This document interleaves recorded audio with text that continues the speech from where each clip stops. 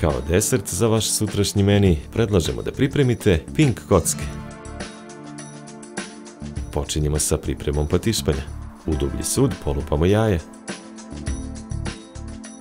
Mutimo mikserom i dodamo šećer. Kada se šećer rastopi, isključimo mikser. Dodamo prašak za puding i prašak za pecivo, pa mešamo kašikom dok se smesa ne sjedini. Smesu za patišpanj nanosimo u tepsiju koju smo obložili kuvarskim papirom. Stavimo tepsiju u redno.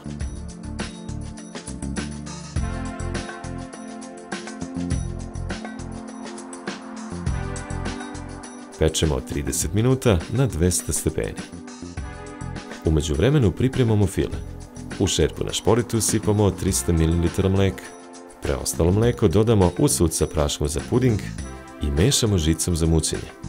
Neprekidno mešajući žicom, u provrelo mleko dodamo promešani puding. Kada puding dobije potrebnu gustinu, sklonimo šerpu sa šporita. U dublji sud stavimo puter, šećer u prahu i vanilin šećer, pa mutimo mikserom dok puter ne postane penast. Dodamo ohlađeni puding i mutimo mikserom dok se fil ne sjedini. Patišpanj izvadimo iz tepsije i odstranimo kuvarski papir. Isečemo patišpanj na polovine po širini. Filom premažemo prvu lentu patišpanja.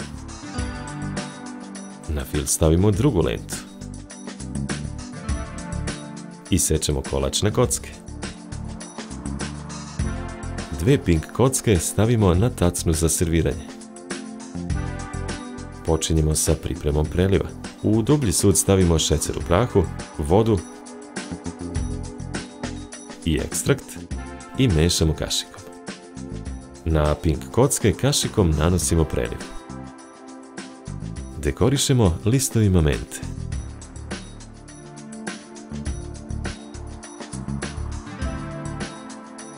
Za pripremu ovog deserta nama je bilo potrebno 70 minuta.